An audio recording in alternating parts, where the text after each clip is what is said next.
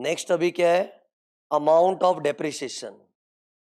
अरे amount of depreciation मतलब depreciation calculate कैसे करना चाहिए। तो सी, डेप्रिसिएशन कैलकुलेट करने का एक पर्टिकुलर फॉर्मेट है, और फॉर्मेट शायद तुम लोग को पता भी होगा अगर सीए इंटर का कुछ थोड़ा बहुत याद होगा तो।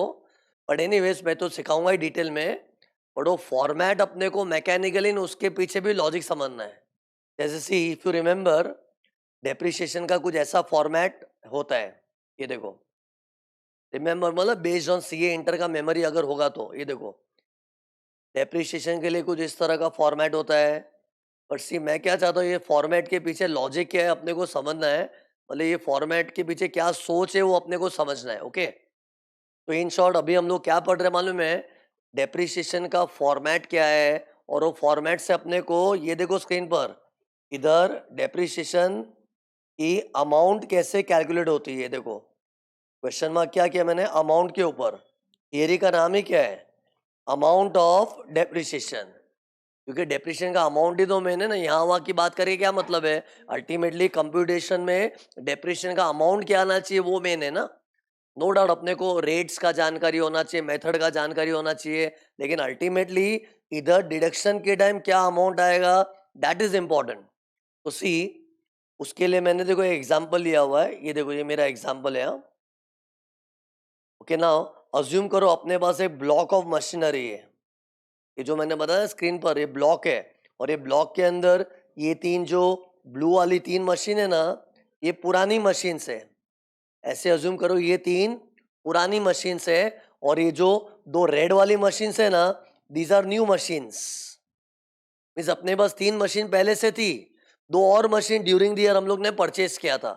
ओके, अब इसमें अपने को डेप्रिसिएशन कैसे कैलकुलेट करना है। तो टेल मी, पहले तो बताओ, कोई अगर पूछे तुमको ये कितने एसेट्स है, तो ऐसे नहीं बोलना चाहिए 5 एसेट्स है। एक बार ब्लॉक बन जाता है ना, तो entire block is treated as one single asset. तो अगर कोई ऐसा बोले ना, नहीं यहाँ पर तो 5 मशीन है, 5 नहीं बोलने का। ब्लॉक बन गया ना, तो उसके अंदर 1000 आइटम्स भी हो ना, entire block is regarded as one single asset. तो अगेन बताओ, इसको क्या बोलना चाहिए, कितने एसेट्स है, एक ही एसेट, एक ब्लॉक है बस। हाँ, उसके अंदर तीन पुरानी मशीन है, दो नई मशीन है, लेकिन उसको ट्रीट करना चाहिए as one single block. Okay, तो टेल मी, सिंस हम लोग ब्लॉक को एसेट्स, जो पूरे ब्लॉक को एक चीज मानते हैं, तो उसका कैलकुलेशन भी एक होना चाहिए। ऐसा तो नहीं है 5 एसेट्स है तो उसके लिए मैं 5 अलग अलग कैलकुलेशन करूंगा। ये हम लोग इंडिविजुअल एसेट सिस्टम से नहीं चल रहे। ब्लॉक ऑफ एसेट सिस्टम का मतलब ही क्या है, 5 क्या, 5000 एसेट भी हो ना, तो अपने को हर एसेट का अलग अलग कैलकुलेशन नहीं करना है, कंबाइंड कैलकुलेशन करना पड़ेगा एज वन सिंगल ब्लॉक। उसी इधर मैंने कैलकुलेशन भी 5 किए कि एक ही कैलकुलेशन की, एक ही, क्योंकि हम लोग पूरे ब्लॉक को वन एसेट ट्रीट कर रहे हैं, और वन एसेट के लिए ओनली वन कैलकुलेशन। उसी, सबसे पहले क्या करना पड़ेगा, स्क्रीन पर देखते हैं वहां, ये जो तीन पुरानी मशीन है ना, उसका मैं ओपनिंग WDV लिखूंगा। अरे ओपनिंग WDV, क्योंकि अपने WDV मेथड फॉलो कर रहे हैं ना। और WDV लिखने के पीछे लॉजिक क्या मालूम है, WDV मतलब क्या होता है, देखो, original cost minus depreciation is equal to WDV, है ना। उसी कॉस्ट में से जितना डेप्रिसिएशन हम लोग ने पास्ट में डिडक्ट कर लिया, इधर स्क्रीन पर देखो, यहाँ पर जितना डेप्रिसिएशन हम लोग ने पहले डिडक्ट कर लिया है, तो उसको तो भूल जाना चाहिए। अरे जैसे मान लो 100 रुपए का एसेट था, उसमें से 20-25 रुपए का डेप्रिसिएशन पास्ट में ऑलरेडी क्लेम कर चुका हूं, तो अभी तो उसका रिटर्न डाउन वैल्यू आएगा ना। अरे आई एम जस्टिफाइंग कि इधर WDV क्यों लिखा है। और वैसे भी अपने स्ट्रेट लाइन मेथड थोड़ी ना फॉलो कर रहे, we are following WDV method, तो WDV के ऊपर परसेंटेज अप्लाई करना है। तो सबसे पहले जो ये तीन पुरानी मशीन है ना, उसका ओपनिंग WDV लिखेंगे, एंड से for example it is 7 lakhs। और ये तीन क्या लिखा है मैंने, 3 is the number of machine in the block. Although अपने को पूरे ब्लॉक को एक ही गिन के चलना है, लेकिन पता है ये नंबर कॉलम बनाना बहुत जरूरी है। इसकी इंपॉर्टेंस तुमको अभी नहीं समझेगी, थोड़ी देर के बाद समझेगी कि नंबर कॉलम क्यों बना है। बट अगर किसी ने नंबर कॉलम नहीं बनाया ना, भयंकर सिली मिस्टेक्स होने वाली है। ये तुमको थोड़ी टाइम के बाद बताऊंगा, लेकिन नंबर कॉलम बनाना पड़ता है। तो सी, मैंने भी नंबर कॉलम बनाया है, और उसमें मैंने 3 क्यों लिखा, कि अपने पास ओपनिंग में 3 पुरानी मशीन्स है ना, तो उसका डब्ल्यूडीवी भले 7 लाख होगा लेकिन नंबर ऑफ मशीन्स 3। फिर ड्यूरिंग द ईयर मैंने 2, ये देखो रेड वाली 2 मशीन्स परचेज की है, उसको परचेजेस की तरह ऐड कर दूंगा। ऐड क्यों किया है? क्योंकि वो नई मशीन्स को अपने को अलग नहीं रखना है। ब्लॉक के अंदर क्या होता है, हम साथ साथ है, तो एक साथ रहेंगे ना, तो 3 मशीन्स की जो ओपनिंग डब्ल्यूडीवी है उसमें न्यू मशीन का परचेज प्राइस भी ऐड कर दो, और इसका तो जो ओरिजिनल कॉस्ट है वही लिखना पड़ेगा ना, ये तो अभी अभी परचेज किया है।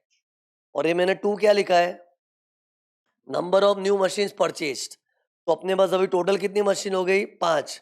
फिर भी अपने मन में क्या, एक ही ब्लॉक है, एक ही एसेट है, लेकिन नंबर कॉलम हमने खाली साइड में बना के रखा है कि 5 आइटम्स हो गया। फिर लेट्स अज्यूम, ये देखो स्क्रीन पर देखना, ड्यूरिंग द ईयर, मान लो ड्यूरिंग द ईयर हम लोग ने है ना एक मशीन को बेच दिया, दिख रहा है क्या लिखा है, sold. During the year 1 machinery is sold, ये दिख रही है, ये वाली मशीन हमने बेच दी है। तो जो मशीन बेची तो उससे ब्लॉक अपना बड़ा हो गया कि छोटा हो गया, छोटा हो गया ना, ब्लॉक में से एक जन कम हो गया, तो उसको ब्लॉक में से लेस करना पड़ेगा। लेकिन हम लोग सेलिंग प्राइस क्यों लेस कर रहे, नोटिस किया मैंने क्या लिखा, लेस सेल प्राइस। मतलब जो मशीन बेची ना उसका ओरिजिनल कॉस्ट क्या था, उसका डब्ल्यूडीवी क्या था, वो मत देखो, we have to simply see the sale price.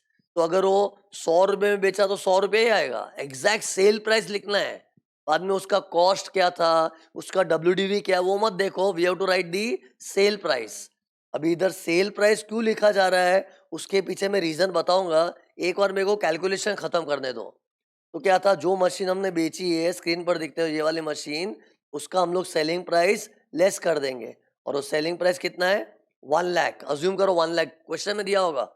And फिर number of machine sold is 1, तो अब अपने पास कितना बचा है, 4 मशीन बचा है, लेकिन गिनने का उसको एक ही, एक ब्लॉक ही है, और उसका वैल्यू क्या बचा है, 12 लैक्स। एंड फिर उसके ऊपर डेप्रिसिएशन आ जाएगा 15%। 15% क्यों लिया है, क्योंकि कब से मैं बोलने में मशीनरी बोल रहा हूँ, और मशीनरी का रेट क्या है, अरे मशीनरी का रेट क्या है, मशीनरी सुनते ही 15% आना चाहिए। मैंने डेप्रिसिएशन के रेट से बताया था ना, प्लांट एंड मशीनरी कुछ नहीं बोला तो 15%, वो जनरल वाला रेट। तो ये जनरल रेट 15% मैंने पकड़ा, ये देखो दिखा देता हूँ, भूल गए होगे ना, तो ये देखो ये वाला 15%, ओके। एनीवेज वो रेट तो डिपेंडिंग अपॉन एसेट अपने को लेना पड़ेगा। एंड फिर कितना आया आंसर, डेप्रिसिएशन का अमाउंट निकालो कितना आया, 12 लाख का 15%, हाउ मच, 12 लाख का 15%, दैट कम्स टू 1,80,000। ये क्या हो गया, अमाउंट ऑफ डेप्रिसिएशन। फिर इसका करना क्या है, ये अमाउंट इधर माइनस हो जाएगा, देखो 1,80,000, ये स्टेटमेंट में माइनस हो जाएगा अंडर सेक्शन, देखो सेक्शन 32 में क्या लिखेंगे, डेप्रिसिएशन। तो से ये कैलकुलेशन अभी तो मैंने बताया ना, खाली इंफॉर्मेटिव था, इसमें कुछ नई बात नहीं थी, तो सीधी बात है ना, जो पुराने एसेट्स उसका डब्ल्यूडीवी ले लेंगे, और न्यू एसेट जो परचेज किया उसका कॉस्ट प्राइस जोड़ देंगे, और एक आध कोई एसेट बेचा है तो उसका सेलिंग प्राइस लेस करना है, उस सेलिंग प्राइस के ऊपर जस्टिफिकेशन देना बाकी है। एंड फिर जो भी रिजल्टिंग फिगर है उसके ऊपर डेप्रिसिएशन निकालना पड़ेगा। और ये परचेज सेल को इसमें क्यों एडजस्ट करते हैं, क्योंकि सी परचेज कोई अलग ही एसेट का होगा, सेल कोई अलग ही एसेट का होगा, लेकिन ब्लॉक में अलग अलग होता है कि एक साथ होता है, एक साथ होता है, हम साथ साथ है। तो परचेज हुआ सेल हुआ, एक ही फैमिली है ना, एक ही ब्लॉक है ना, तो उस ब्लॉक के अंदर ही एडलेस करके दिखाना पड़ता है, ओके। अब सुनो, ये पूरी वर्किंग में पता है अपने माइंड में थिंकिंग क्या होनी चाहिए, थोड़ी देर तक ध्यान से सुनो मैं जो बोल रहा हूँ, लुक सी बेसिकली हम लोग ने ये 1,80,000 को क्या दिखाया इधर, डिडक्शन की तरह दिखाया ना। और पता है डिडक्शन किसके लिए होता है, ये देखो स्क्रीन पर, डिडक्शन इज फॉर एक्सपेंसेस। और पता है हम लोग इस वर्किंग के अंदर अपना एक्सपेंडिचर ही मेजर कर रहे हैं। मैं थोड़ी देर कुछ बोल के तुम लोग को फीलिंग दूंगा कि हाँ यार, इस पूरी वर्किंग में हम लोग कर क्या रहे हैं, वी आर मेजरिंग अपना ब्लॉक पे कितना खर्च हुआ है, क्योंकि जितना खर्च होता है ना उतने का डिडक्शन मिलता है। सी इस चैप्टर में हम लोग डिडक्शन डिडक्शन बार बार जो बोलते हैं ना, डिडक्शन का रिलेशन ही किसके साथ है? स्क्रीन पर देखो क्या किया मैंने, एक्सपेंस के साथ। तो इस वर्किंग में भी हम लोग क्या कर रहे हैं, अपना एक्सपेंडिचर मेजर कर रहे हैं। ऐसा क्यों बोला, अब तुमको प्रूव करके बता दो। ये देखो, लुक, ये 7 लाख ओपनिंग डब्ल्यूडीवी है ना, लेकिन सी अपनी एक जमाने में कुछ ओरिजिनल कॉस्ट हुई होगी। मान लो 10 लाख थी, लेकिन उसमें से 3 लाख का डेप्रिसिएशन ऑलरेडी पास्ट में डिडक्ट कर चुके हैं। पहले भूलो मत, अपना ये जो ओरिजिनल कॉस्ट है, कॉस्ट मतलब खर्चा था, लेकिन 10 लाख के खर्चे में से 3 लाख का डिडक्शन पास्ट में ले चुके हैं। तो अभी कितना खर्चा किया हुआ डिडक्ट करना बाकी है? 7 लैक्स। उसी 7 लाख में ऐसा फील करो, ये पुरानी मशीन का एक्सपेंडिचर है जो अभी तक माइनस नहीं किया है। एक्सपेंडिचर मतलब उसका कॉस्ट प्राइस। एक्चुअली तो पुरानी मशीन 10 लाख की थी, लेकिन 3 लाख का पास्ट में डेप्रिसिएशन का डिडक्शन ले चुका है, तो वापस तो नहीं ले सकते। तो 10 में से 3 गया, तो 7 लाख उसका ओपनिंग डब्ल्यूडीवी है। बट ये ओपनिंग डब्ल्यूडीवी में पता है क्या फील करना चाहिए? This is the remaining expenditure yet to be deducted, जो अभी डिडक्ट करना बाकी है। फिर 7 लाख की पुरानी मशीन का एक्सपेंडिचर डिडक्ट करना बाकी है, 6 लाख का नया एक्सपेंडिचर हो गया। तुम लोग मेरे बोलने में ना एक्सपेंडिचर वर्ड को फील करना, मैं वो फीलिंग ही देना चाह रहा हूं तुम लोग को। तो 7 लाख क्या था बताओ? पुरानी मशीन का बचा हुआ एक्सपेंडिचर, मतलब बची हुई कॉस्ट जो माइनस करनी बाकी है। एंड फिर 6 लाख क्या है? नई मशीन का कॉस्ट। तो मतलब 7 लाख का कॉस्ट ऑलरेडी माइनस करना बाकी था, और 6 लाख इंकर कर दिया, तो कितना हो गया? 13 लैक्स। मतलब 13 लाख में ऐसा फील करो ये मेरी कॉस्ट है, और कॉस्ट अपना एक्सपेंडिचर है। लेकिन अब सोचना चाहिए 13 लाख की कॉस्ट में से 1 लाख वापस आ गया। ये देखो, इसके लिए बोल रहा हूं, 13 लाख की कॉस्ट में से 1 लाख वापस आ गया। वापस क्यों आया? अरे एक मशीन को बेचा ना, अब एक मशीन को बेचा, 2 मशीन को बेचा, कितने को भी बेचा, अगर मशीन बेचते तो उसमें पैसे आ रहे, और पैसे जो आते उतने से अपना कॉस्ट रिकवर हो गया। Don't forget, I am measuring my cost. तो सी 13 lakhs was my total cost spent on the block, लेकिन 1 लाख को क्या बोलना चाहिए? उतने से मेरी कॉस्ट रिकवर हो गई। अरे, और रिकवर वही होता है जो सेलिंग प्राइस होता है ना। अरे सेलिंग प्राइस जस्टिफाई हो गया। ये सेलिंग प्राइस क्यों लिया है?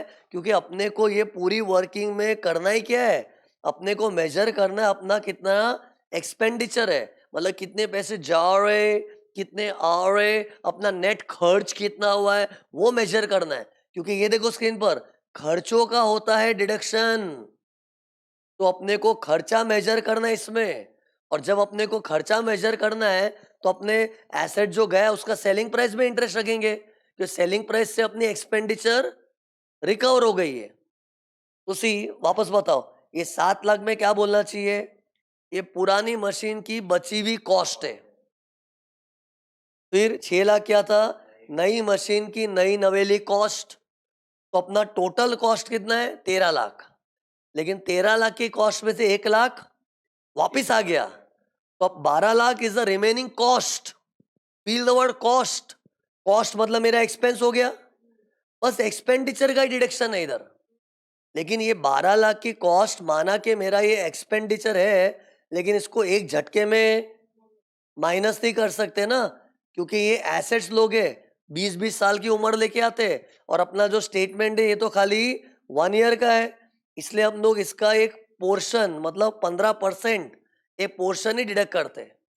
तो बेसिकली मुझे तुमको पता है ये बोल के क्या फीलिंग देना था, कि इस वर्किंग में हम लोग क्या हिसाब लगा रहे हैं कि ब्लॉक पे अपना कितना पैसा जा रहा है, कितना आ रहा है, नेट कितना खर्च हुआ है। ये देखो, नेट कितना स्क्रीन पर देखो खर्च हुआ है, क्योंकि मुझे खर्चा मेजर करना है। हम लोग ये जो डिडक्शंस पढ़ते हैं ना, डिडक्शन का बेसिक है एक्सपेंडिचर। तो first we have to measure our expenditure. तो सी बिगड़ देखिए फॉर्मेट बोला है, सबसे पहले क्या सोचना चाहिए, जो पुरानी पुरानी मशीन है उसका ओपनिंग डब्ल्यूडीवी लिखो, और ओपनिंग डब्ल्यूडीवी बोलने का नहीं, उसमें फील करने का कि ये पुरानी मशीन की बची हुई कॉस्ट है।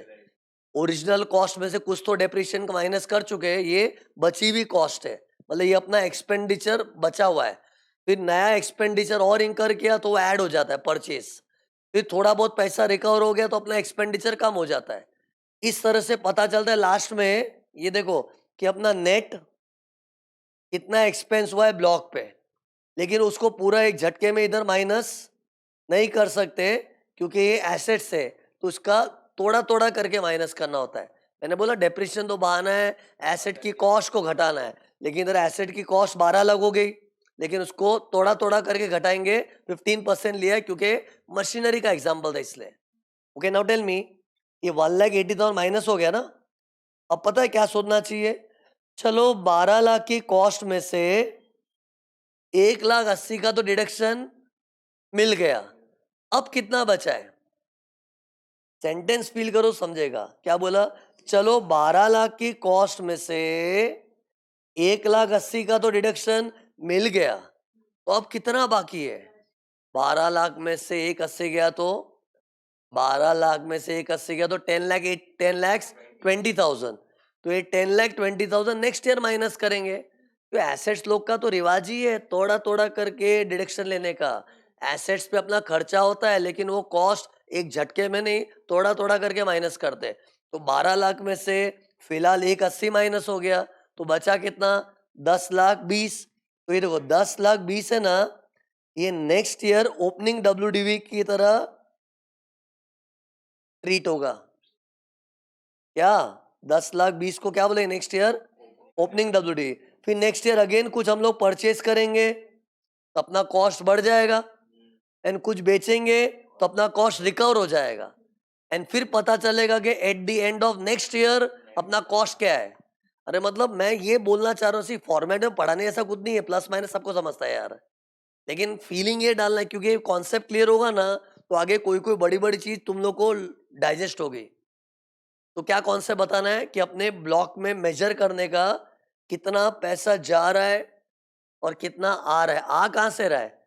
बेच देते हैं तो पैसे आ जाते हैं ना, एंड फिर उसमें से कुछ पोर्शन इस साल माइनस कर देते, balance next year opening WD बन जाता है। फिर नेक्स्ट ईयर वही ऐड परचेज लेस सेल करते रहो, और ये सिलसिला चलते रहता है। ओके ना? ये एग्जाम्पल में एक ट्विस्ट आएगा, देखो अभी अज्यूम करो कि हम लोग ने ना, एक सेकंड ना, ये जो मशीन ली थी ना, it was put to use for 100 days, और ये जो मशीन थी ना, this was put to use for 300 days। साल में 365 दिन होते हैं ना, तो मैं क्या अज्यूम कर रहा हूं कि एक मशीन का पुट टू यूज कितने दिन हुआ? 100 days के लिए, और एक मशीन को मैंने 300 दिन पुट टू यूज किया था। अरे मैं क्यों बोल रहा हूँ? क्योंकि एक रूल है ना, less than 180 days put to use हुआ तो हाफ ईयर डेप्रिसिएशन मिलता है।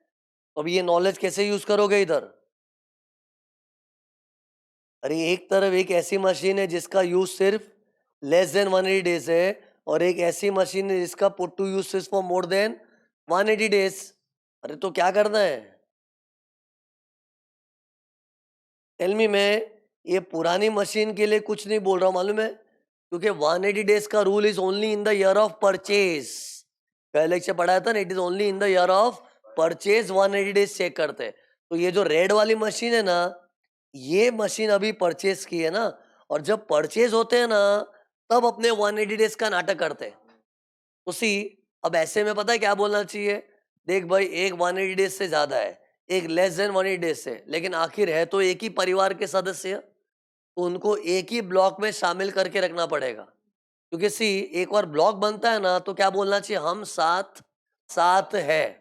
फिर हमारे परिवार में कोई गेड़ा है, कोई अच्छा है, जैसा भी है, एक साथ साथ रहते हैं ना। तो इन लोग के परिवार में एक टेढ़ा मेढ़ा आदमी कौन आया? लेस देन 180 डेज वाला कलंक लग गया ना एक।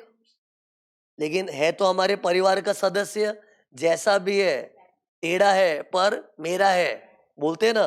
तो ये भले लेस देन 180 डेज वाला अपने को पसंद नहीं है क्योंकि हाफ ईयर होता है ना उसमें, लेकिन जो भी अपनी फैमिली का है, तो उसके लिए देखो मैंने क्या किया, उसको ब्लॉक में शामिल कर दिया है। देखो और एक बार मैं अज्यूम कर रहा हूं, ये जो लेस देन 180 डेज वाला था ना, ये 2 लाख का था,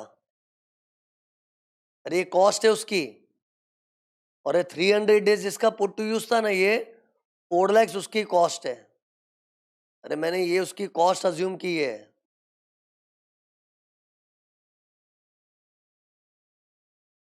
टोटल चेक करो कितना है।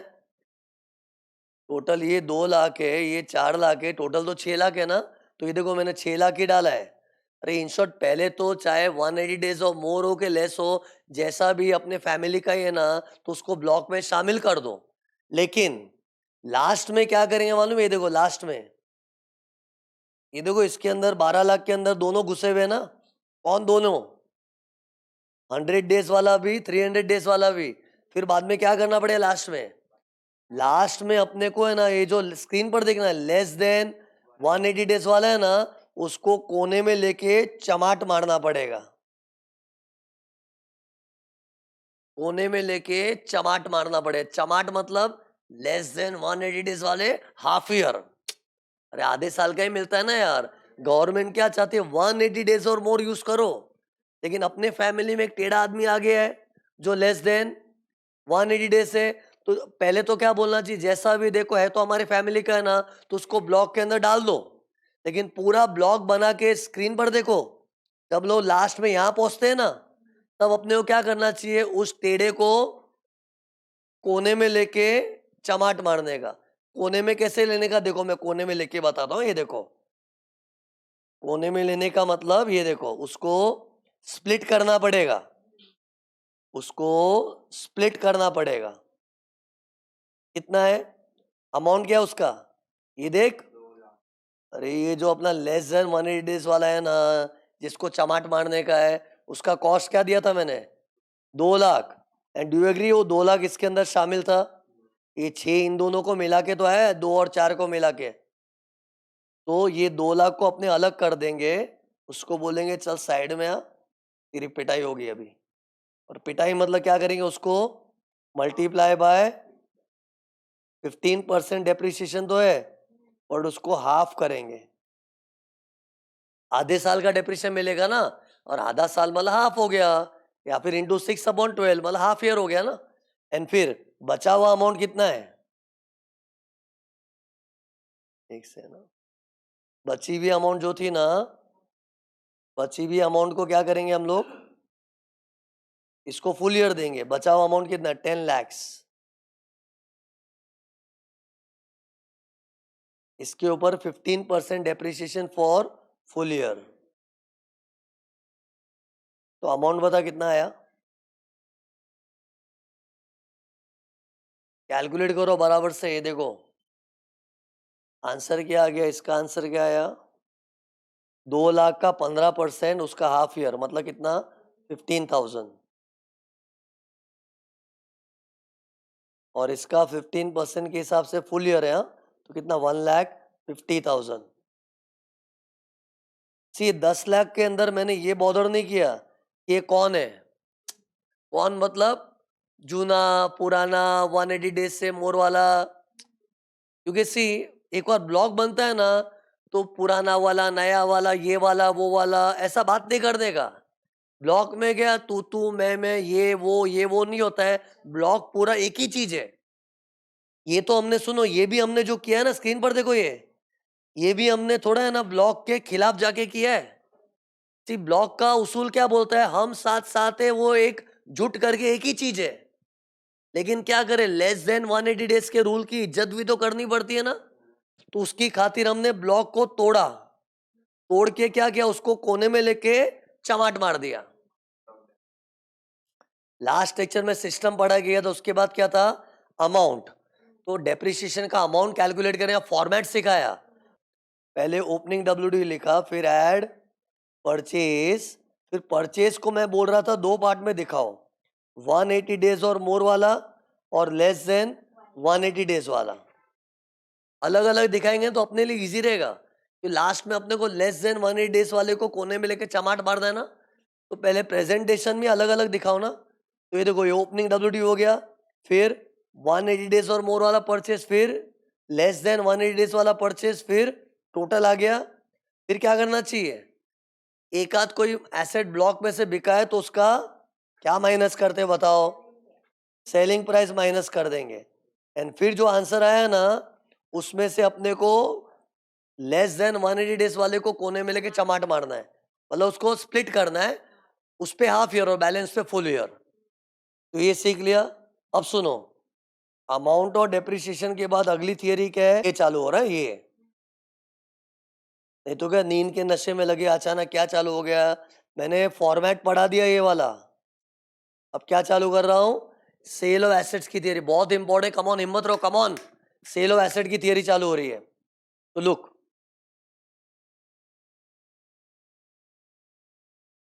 इसका मेरे को आंसर देना, ये देखो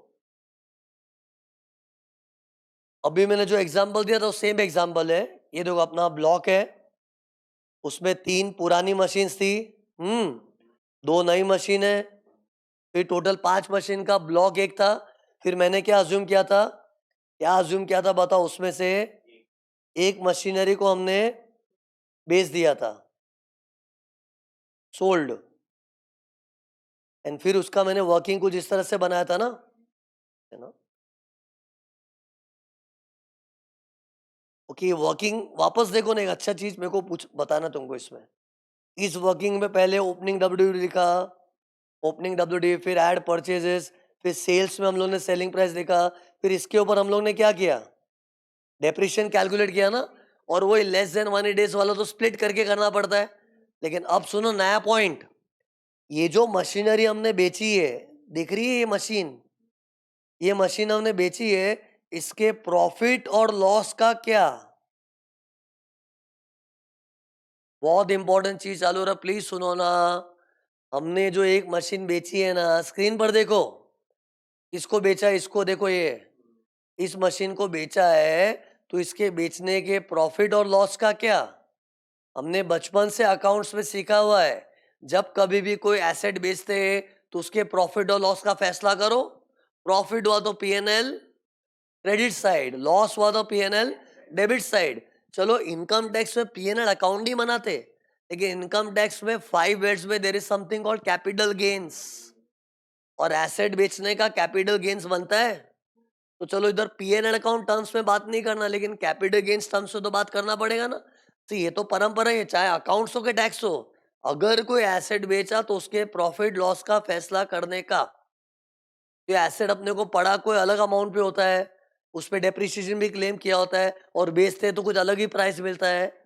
तो सुनो मेरा क्वेश्चन क्या है अभी भी, ये जो मशीन बेची है ना मैंने, इसके प्रॉफिट लॉस का क्या, इस पे प्रॉफिट हुआ लॉस हुआ उसका क्या करेंगे। तो सी लोग क्या बोलते हैं, हाँ सर इसका प्रॉफिट और लॉस है वो कैपिटल गेन्स में आएगा। तो सी कैपिटल गेन्स बोलने में गलत नहीं है, लेकिन पता है इधर गलत चीज क्या बोला बच्चे ने, इस पे प्रॉफिट और लॉस आना ही नहीं चाहिए। ये देखो, ये जो मशीन बेची है ना, इसका प्रॉफिट और लॉस कैलकुलेट करने का जरूरत ही नहीं है। एक मशीन बेचा है ना हमने, तो उसका प्रॉफिट और लॉस कैलकुलेट ही नहीं होगा। We will simply ignore the profit और लॉस। क्यों मालूम है क्यों, सुनो ध्यान से सुनो, बहुत कीमती सेंटेंस है, सुनो जल्दी।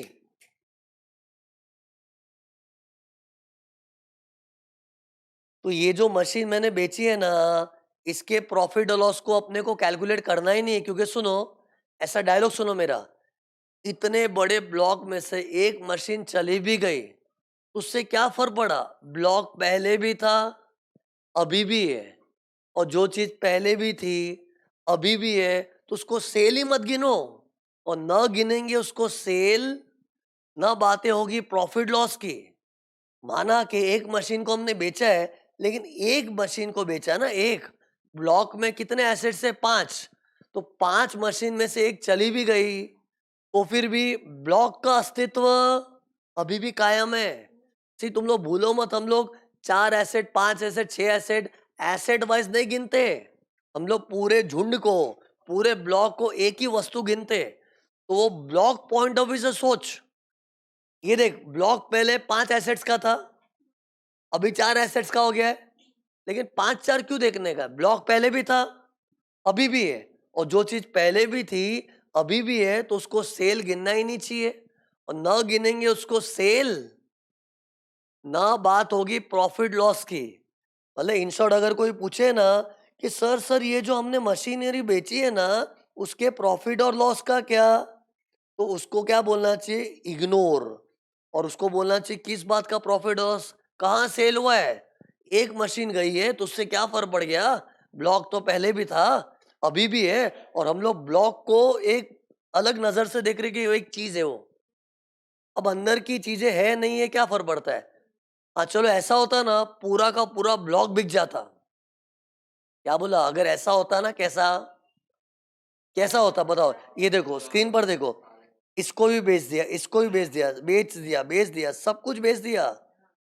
अरे everything is sold, everything sold. तब हम लोग बोल सकते थे, क्या बोल देना चाहिए, आज तक ये ब्लॉक हुआ करता था, अब वो चल बसा।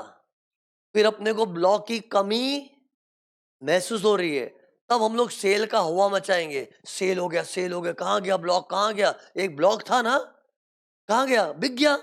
तब हम लोग उसको सेल ट्रीट करके प्रॉफिट और लॉस कैलकुलेट करेंगे। तो this is a unique technology in block of asset system. ये चीज इनकम टैक्स में ही होती है। You know one thing, accounts में हम लोग इंडिविजुअल एसेट सिस्टम फॉलो करते हैं। ये देखो मैं क्या कर रहा हूं अभी, हाँ, वो ब्लॉक को देखो अलग रूप दे रहा हूं। ये 5 एसेट अगर अलग अलग रहते हैं,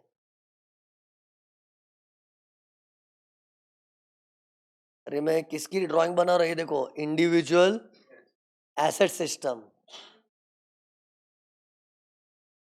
अगर मैं इंडिविजुअल एसेट सिस्टम फॉलो करता तो क्या होता वो बता रहा हूं।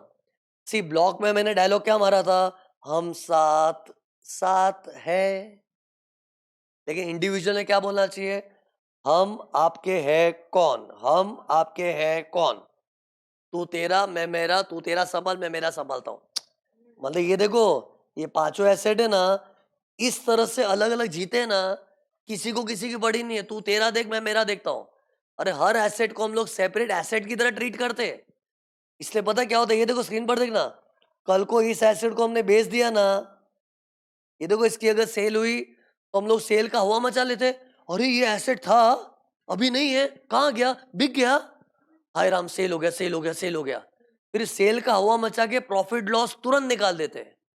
फिर कल को ये दूसरे वाले एसेट को भी बेचा ना, तो सेल का हवा मचा, और एक एसेट था किधर गया, बेच दिया, ओ सेल हो गया, सेल हो गया, सेल हो गया, प्रॉफिट लॉस निकालो। मतलब ईच एंड एवरी सेल पे प्रॉफिट लॉस निकालना पड़ता है। That is individual asset system. याद कर, मैंने गए लेक्चर जाते आते यही तो बोला था। गए वीडियो में मैंने क्या बोला था, ब्लॉक सिस्टम और इंडिविजुअल एसेट सिस्टम है ना, एक सबसे बड़ा फर्क है जो तुमको सेल की थियरी में पढ़ाऊंगा। तो पढ़ा दिया मैंने, बताओ इंडिविजुअल एसेट सिस्टम और ब्लॉक सिस्टम में फर्क क्या है, बताओ अभी। यस, इंडिविजुअल एसेट सिस्टम में ना हर एसेट अलग अलग जीता है, हर एसेट को अपना अपना दिखता है, हम आपके हैं कौन। इसलिए हम लोग हर एक एसेट की सेल पे अलग अलग प्रॉफिट लॉस निकालने बैठ जाते हैं। लेकिन ब्लॉक में तो पूरा फैमिली की तरह रहते हैं, हम साथ साथ है। तो ब्लॉक में से एक आध गया भी ना, तो फैमिली टूटी नहीं अभी भी। एक आध एसेट के जाने को हम बेचना बोलते ही नहीं, हम क्या बोलते, एक आध एसेट गया तो क्या है, ब्लॉक पहले भी था, अभी भी है, और जो चीज पहले भी थी अभी भी है उसको सेल ही नहीं गिनते। लेकिन सारे एसेट्स बिक गए ना ब्लॉक में से, तब सेल का हुआ मचाते कि हाय राम, सेल हो गया, सेल हो गया, सेल हो गया। तब प्रॉफिट लॉस कैलकुलेट करते। कोई पूछ सकता है, नहीं यार जो भी बोल लो, सेल तो हुआ है ना यार, कुछ पैसे तो मिले हैं ना, तो उसको क्या बोलना चाहिए, ठीक है एसेट बेचा है लेकिन उसको सेल मत बोल, it's mere recovery of cost. ये डायलॉग सुनना मैं बार बार बोला करूंगा, क्या बोला, एक आध एसेट को बेचा ना, तो उस बेचने को बेचना नहीं बोलते, it's mere recovery of cost. मतलब स्क्रीन पर देखो, सेंटेंस का अलग समझेगा। ऐसा मानो कि जिस ब्लॉक पे 13 लाख रुपया उड़ाया था, 1 लाख वापस आ गया, लेकिन सेल नहीं हुआ है। एक एसेट गया होगा, पैसा लाया होगा, लाने दे पैसा, लेकिन उसको हम क्या बोलेंगे, जिस ब्लॉक पे 13 लाख डाला था 1 लाख वापस आ गया।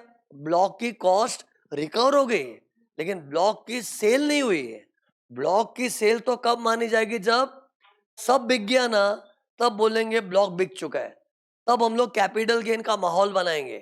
लेकिन एक आध एसेट को बेचने को क्या बोलेंगे, it's mere recovery of cost. See मैं चाहता हूँ ये सेंटेंस तुम लोग भी बोलना सीखो। ब्लॉक में एक आध एसेट बेचा तो क्या बोलना चाहिए, इट इज नॉट बेचना, it's mere recovery of cost. कि इतने बड़े ब्लॉक पे इतना ज्यादा पैसा डाला था, थोड़ा बहुत वापस आ गया तो उससे थोड़ा कॉस्ट कम हो गया तो डेप्रिसिएशन कम हो जाएगा। लेकिन सेल का हुआ तो कम मचाएंगे जब एक को एक एसेट बिक जावे तब। सी अभी भी मैंने ना तुमको प्रॉफिट और लॉस कैलकुलेट कैसे करना वो नहीं बताया। सुनो ध्यान से, ये देख बच्चों को दो चीज पढ़ानी पड़ती है, व्हेन टू कैलकुलेट प्रॉफिट और लॉस, हाउ टू कैलकुलेट। सुना ध्यान से, सुन क्या बोला, बच्चों को दो चीज पढ़ानी पड़ती है। बच्चों सुनो, व्हेन टू कैलकुलेट प्रॉफिट और loss and how to calculate. How वाला पार्ट मैंने नहीं पढ़ाया अभी तक, मैं क्या पढ़ा रहा हूं, व्हेन। अब हाउ के लिए पता है टोटल मुझे 7 केस पढ़ाने पड़ेंगे। 4 cases under block of asset system, 3 cases under individual asset system.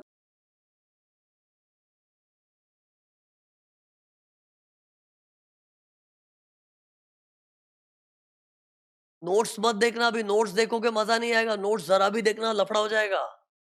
तो पहले मैं क्या करूंगा, under block of asset system profit और लॉस कैसे कैलकुलेट करते हैं।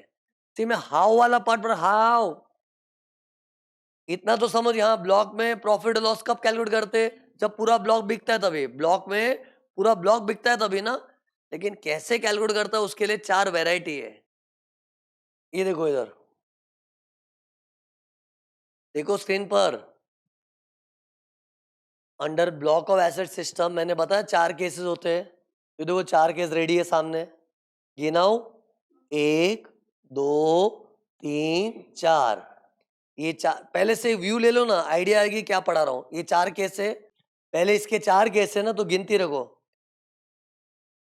1 2, देखने मत जाओ अभी, खाली गिना रहा हूं, 3 4, 4 केस हो गए। 1 2 3 4 case under block of asset system. तो सी लुक, सबसे पहले ब्लॉक में है ना, या तो सारे एसेट्स हमने बेच दिए होंगे या फिर कुछ कुछ बेचे होंगे।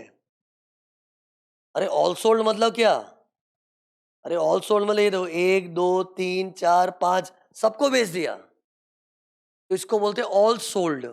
सम सोल्ड का मतलब क्या है, एक को बेचा है, दो को बेचा है, तीन को, चल 4 को बेचा है, लेकिन एक तो बचना चाहिए लास्ट में।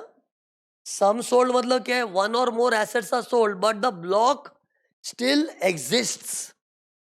ब्लॉक अभी भी एग्जिस्ट कर रहा है, उसको बोलते हैं सम सोल्ड।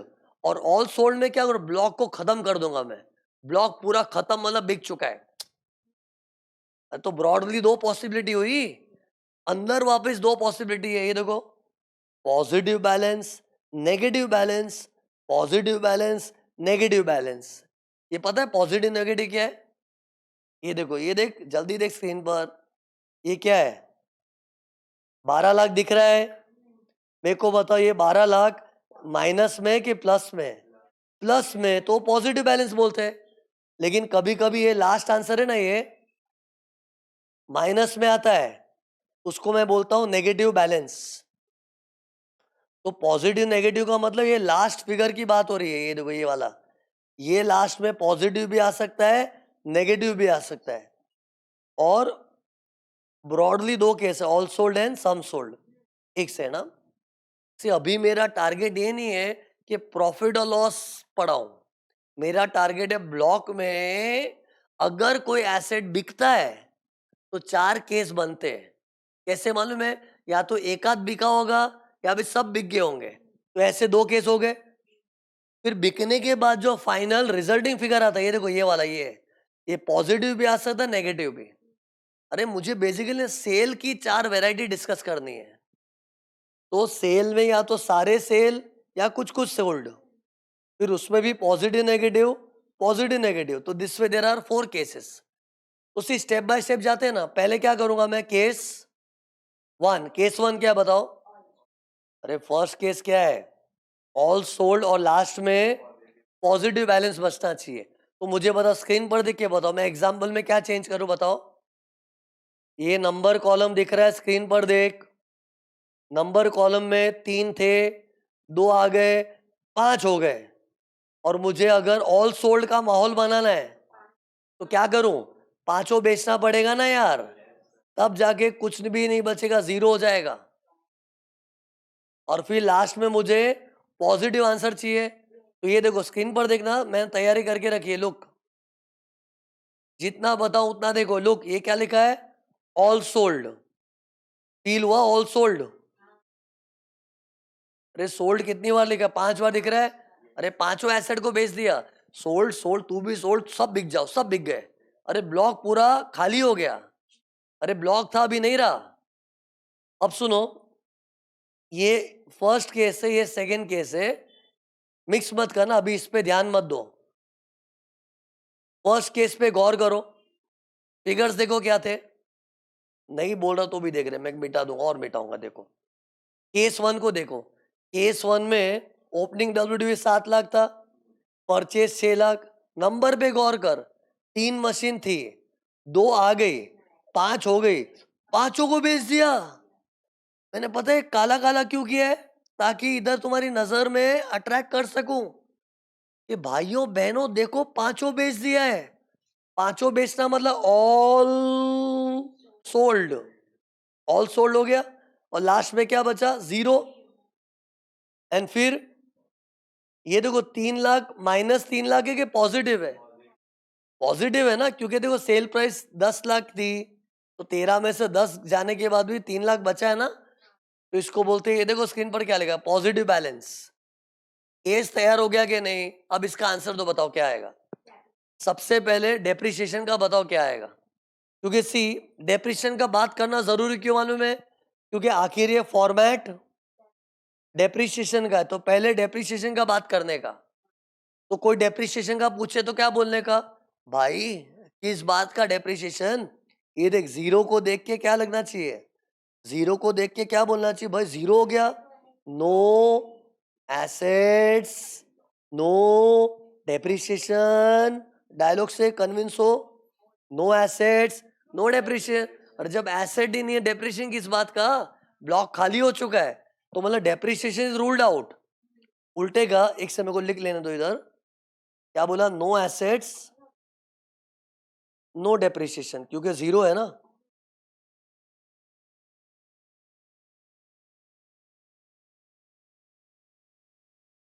लेकिन ये देखो, डेप्रिसिएशन नहीं आएगा, लेकिन प्रॉफिट और लॉस का बात करना पड़ेगा। क्योंकि सी, ब्लॉक के अंदर, ये हाथ देख मेरा, ब्लॉक के अंदर 5 एसेट्स थे, पांचों बिक गए, तो ब्लॉक खाली। तो हम क्या बोलते हैं? हाय राम, एक ब्लॉक हुआ करता था, अब वो चल बसा, तो हम लोग सेल का हवा मचा देंगे।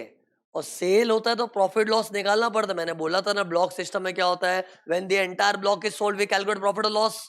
तो इधर प्रॉफिट और लॉस कैलकुलेट करना पड़ेगा। और एक बात बताऊं, कैलकुलेट करना नहीं पड़ेगा, कैलकुलेटेड पड़ा है। ये देखो, ये 3 लाख का जो फिगर है ना, ये खुद साक्षात एक गेन्स का अमाउंट है। प्रॉफिट और लॉस कैलकुलेट नहीं करना है, ये फॉर्मेट खुद ही प्रॉफिट और लॉस निकाल के देता है। ये फॉर्मेट है ना, 2 in 1 फॉर्मेट है। क्या बोला? ये फॉर्मेट 2 in 1 है। 2 in 1 मतलब इसी फॉर्मेट से डेप्रिसिएशन निकलता है, इसी फॉर्मेट से प्रॉफिट और लॉस निकलता है। लेकिन इधर हमने डेप्रिसिएशन का तो बात कैंसल कर दिया, क्योंकि नो एसेट नो डेप्रिसिएशन। लेकिन प्रॉफिट और लॉस तो निकालना है, तो उसके लिए कोई अलग फॉर्मेट नहीं है, यही फॉर्मेट है। और ये देखो 3 लाख रुपया जो दिख रहा है ना, this is nothing but gains. देखो द गेन्स क्यों बोला इसको, फील कर तो समझेगा। ये देख, 13 लाख क्या था? ब्लॉक की कीमत थी। और मिला कितना? 10 लाख। अरे जिस ब्लॉक की वैल्यू, हाथ देख मेरा, जिस ब्लॉक की वैल्यू 13 लाख थी, उसको बेच के सिर्फ 10 लाख मिला। तो सी, प्रिंटिंग मिस्टेक है, ये 3 लाख गेन नहीं है, लॉस है। 3 लाख गेन नहीं है, क्या है? लॉस है। वो क्या है, सीक्वेंस से पहले गेन निकलता है ना। लेकिन समझाते टाइम मैं खुद रियलाइज किया भाई ये गेन नहीं लॉस है। क्यों, मैं तुमको लॉजिक बता रहा था, देखो 13 लाख ब्लॉक का वैल्यू है, लेकिन जिस ब्लॉक की वैल्यू 13 लाख है उसको बेच के 10 लाख ही मिला है। शिट, फील कर, 13 लाख की चीज थी, बेचा तो कितना मिला? 10 लाख। तो पैसे कम नहीं मिले तो नुकसान हुआ ना। तो ये 3 लाख को क्या बोलेंगे? लॉस। और इसको पता है क्या बोलते हैं? Short term capital loss. Accounts में तो हम लोग क्या करते हैं? लॉस हुआ तो पीएनएल डेबिट, प्रॉफिट हुआ तो पीएनएल क्रेडिट। लेकिन टैक्स में तो क्या 5 हेड्स ऑफ इनकम है ना, और इसको हम लोग बिजनेस के हेड में नहीं डाल सकते। मालूम है क्यों? एसेट बेचना अपना धंधा नहीं है। अपना धंधा है बेचो गुड्स। गुड्स बेचना अपना धंधा है। गुड्स गुड्स बेच के आता है तो बिजनेस भी बोलते हैं। लेकिन एसेट बेचना अपना बिजनेस नहीं है ना। और वैसे भी एसेट बेचने के लिए कैपिटल गेन्स नाम का चैप्टर है, तो कैपिटल गेन्स पे जाएगा। लेकिन ये गेन नहीं, क्या था? लॉस था। तो देखो इधर मैं लिख देता हूं कि ये 3 लाख रुपया जो आया ना, क्या नाम दो इसको? Short term capital loss. अब है ना, इसमें एक डाउट आएगा कि सर इधर हमने शॉर्ट टर्म क्यों बोला है। इसका एक्सप्लेनेशन थोड़ी देर के बाद आएगा, ओके।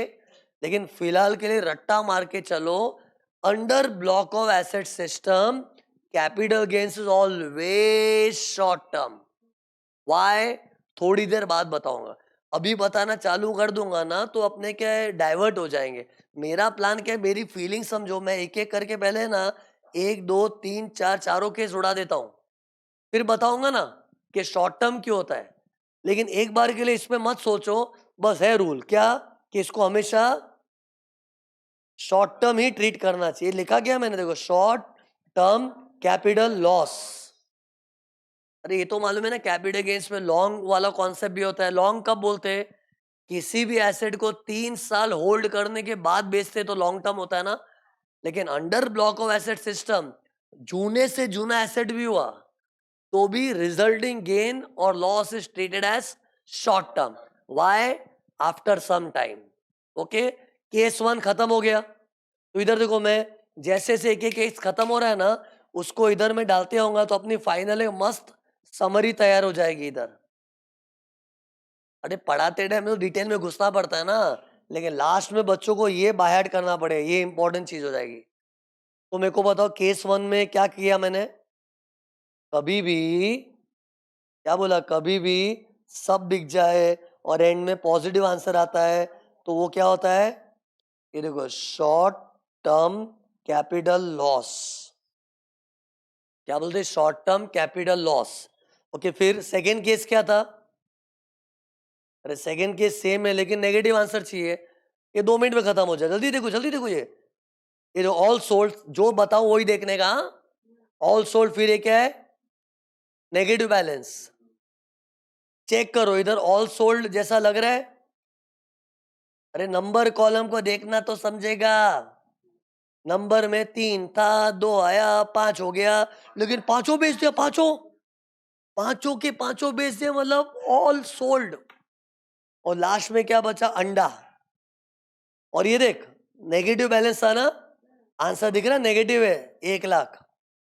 तो टेल मी, सबसे पहले ना अपने डेप्रिसिएशन की बात करेंगे, क्योंकि भूलो मत आखिर ये फॉर्मेट डेप्रिसिएशन का। तो डेप्रिसिएशन का क्या बोलना चाहिए? No assets no depreciation. तो देखो मैं स्क्रीन पर देखो क्या लिख रहा हूं, इधर देखो, मैं कॉपी कर देता हूं। समझा मैं क्या कर रहा हूं? ये देखो, ये इधर भी मेरा डायलॉग क्या है?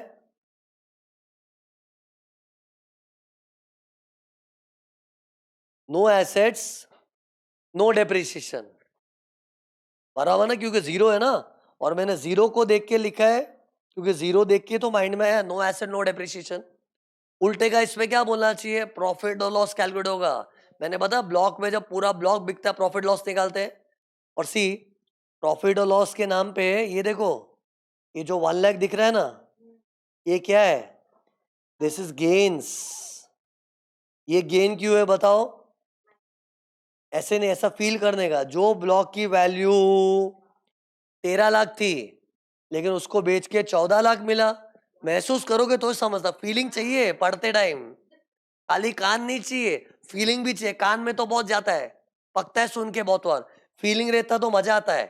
तो सिर्फ ब्लॉक का वैल्यू क्या था, 13 लाख, और बेच के 14 लाख मिला। वाह, 14, 13 के सामने 14 तो गेन हो गया। तो 1 लाख इज अ गेन। अरे मैं क्यों ऐसा बोल रहा हूँ, तुम लोगों को लग रहा है इतना एक्टिंग क्यों करना पड़ रहा है? अरे कितने लोग क्या प्लस माइनस एकदम मैकेनिकली करते हैं, दिमाग लड़ाने का ना यार। 13 लाख ब्लॉक का कीमत था, बेच के 14 मिला, पैसे ज्यादा मिले तो फायदा ही हुआ ना। तो इधर क्या लिखना चाहिए देखो, short term capital gains. Again ये शॉर्ट टर्म ही होता है हमेशा, लेकिन शॉर्ट टर्म क्यों, इसका रीजन मैं बाद में बताऊंगा। अपना प्लान क्या, पहले चारों केस खत्म कर देते हैं, फिर why short term to be discuss after some time. तो ये देखो, अपना सेकेंड केस भी खत्म हो गया। तो इधर क्या लिखूं, क्या लिखूं, come on come on, short term capital gains. तो ये दो केस खत्म हो गया। अरे दो केस खाली बोलने के लिए थे, ये गेन था, सॉरी, एक लॉस था तो एक गेन आया। अब देखो नेक्स्ट केस क्या है, जल्दी देख। सम सोल्ड, सम सोल्ड मुझे कैसा माहौल बनाना पड़ेगा मालूम है? ये दो नंबर कॉलम में ना, मैं पांचों बेचूंगा कि कुछ कम बेचूंगा, कुछ कम बेचूंगा। देखो इधर देख के समझ जाएगा। ये देख, जितना बताऊं उतना ही देखने का, हाँ? ये देखो, गौर किया जाए, ब्लॉक के अंदर इसको बेच दिया, इसको बेच दिया, इसको भी बेचा, इसको भी बेचा है, लेकिन अभी भी एक जन बाकी है। कौन बचा? ये देखो, ये दिख रहा है, ये अभी तक अकेला रह गया। हम साथ साथ है लेकिन हमको सब छोड़ के चले गए, मैं अकेला रह गया। लेकिन क्या है, एक फैमिली में अकेला आदमी भी रहता है ना, तो परिवार का अस्तित्व मेंटेन्ड है। तो सिर्फ ब्लॉक के अंदर 1000 आइटम हो कि एक हो, ब्लॉक तो ब्लॉक है ना। जैसे अपनी फैमिली में भी क्या है, फैमिली में 25 मेंबर हो कि कोई 2 मेंबर की फैमिली है, फैमिली तो फैमिली है ना। तो ऐसे सी इसका हरा भरा परिवार था, लेकिन उजड़ गया पूरा, सब चले गए, लेकिन एक तो बचा है ना, तो उससे अभी भी ब्लॉक कायम है। और अपना रूल क्या है सुनो, ब्लॉक में एक आध एसिड ही बचता है ना, तो क्या बोलना चाहिए, ब्लॉक है। और जो ब्लॉक पहले भी था अभी भी है, तो उसको सेल नहीं बोलने का। ठीक है, एक दो तीन चार लोग चले गए होंगे तो उस बेचने को बेचना नहीं बोलेंगे, it's mere recovery of cost. तो सी, सम सोल्ड में पहला केस क्या था, इधर देखो, पॉजिटिव बैलेंस चाहिए ना, तो देखो मैंने पॉजिटिव बैलेंस बना के रखा इधर,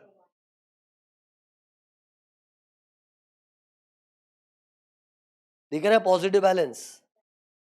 ये देख, पहले 3 थे, 2 थे, 5 है, फिर मैंने जानबूझ के काले कलर में लिखा है ताकि बच्चों को मैं अट्रैक्ट कर सकूं। देख भाई, देख बहन, ये 5 में से सिर्फ 4 ही बेचा है।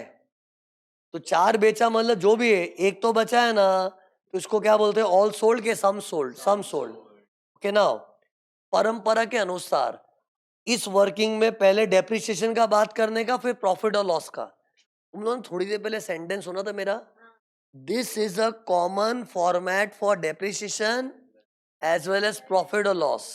तो first let's talk about depreciation. Now tell me, यहाँ पे डेप्रिसिएशन की बात कैसे की थी? जीरो को देख के सीधा मन उदास हो गया, जीरो है, नो एसेट नो डेप्रिसिएशन। लेकिन इधर एक एसेट को देख के मन उदास होगा कि एक्साइट होगा? एक्साइट होगा, एक एसेट है तो क्या बोलना चाहिए, यस एसेट यस डेप्रिसिएशन।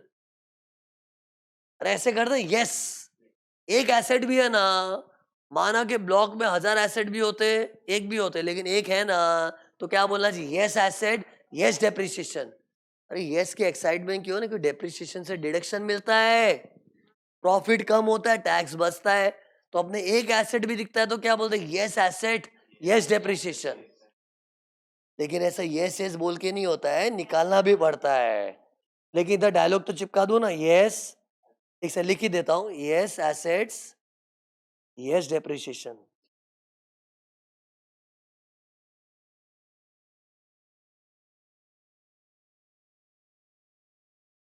मतलब ये डेप्रिसिएशन तो आएगा ही, लेकिन सुनो, ये 3 लाख डेप्रिसिएशन नहीं है, डेप्रिसिएशन तो इसका कुछ परसेंटेज है।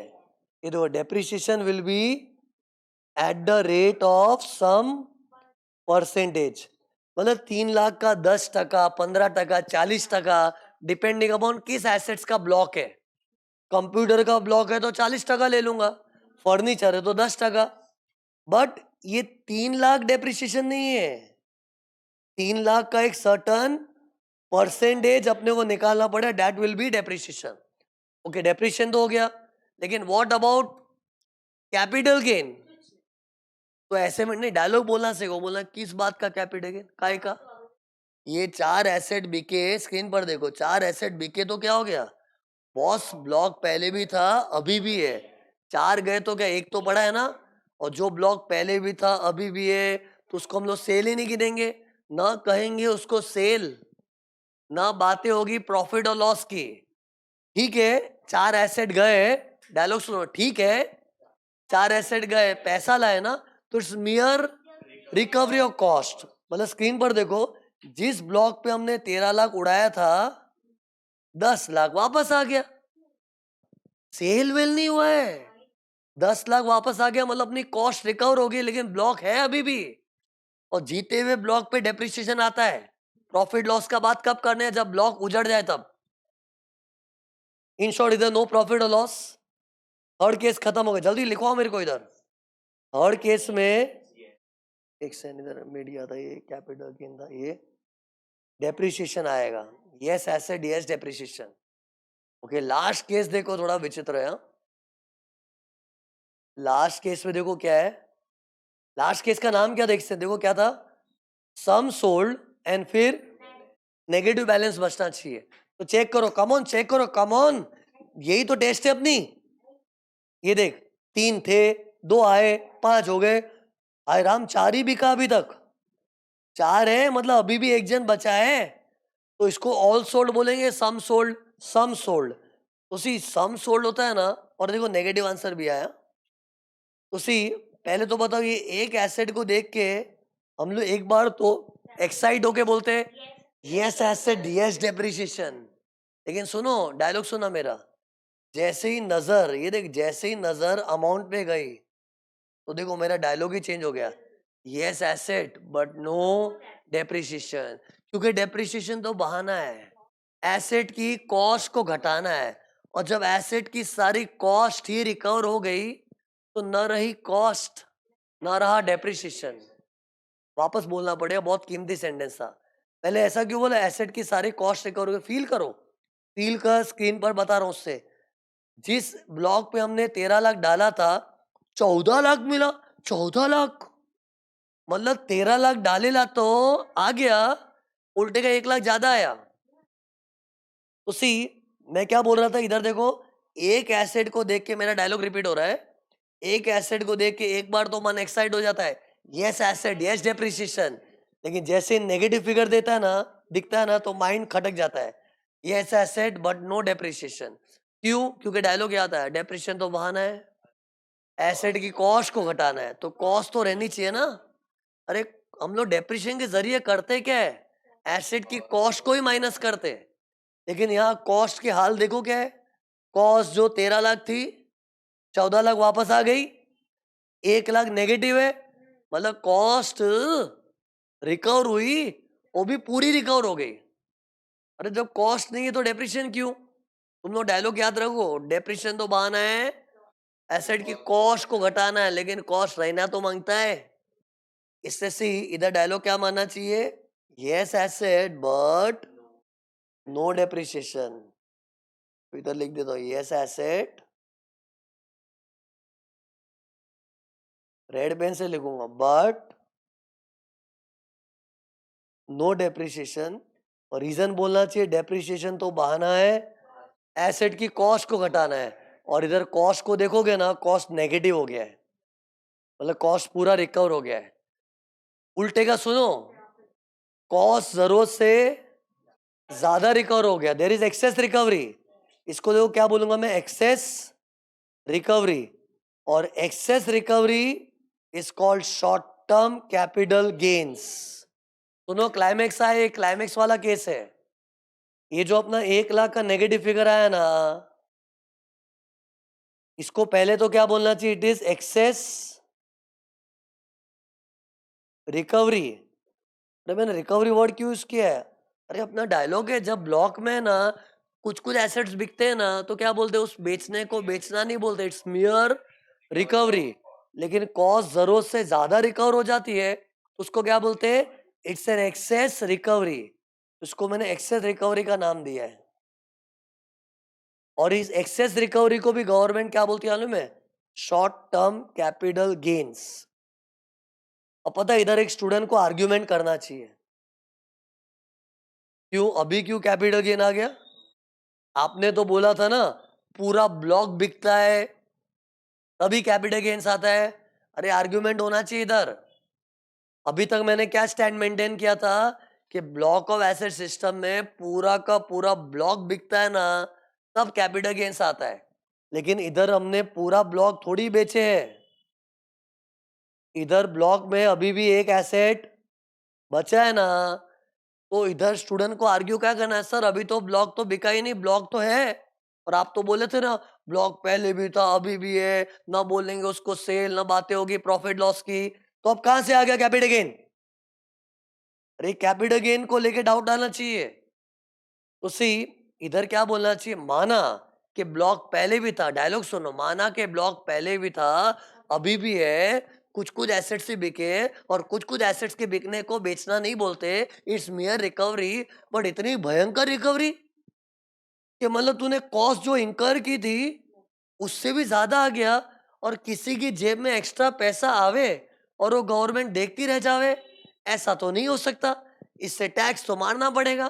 तो टैक्स मारने के लिए इसको कैपिटल गेन में लेना पड़ता है, as an exception. As an exception. Normally capital gain नहीं बनना चाहिए इधर।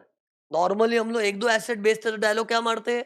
इट्स नॉट बेचना, इट्स मियर रिकवरी।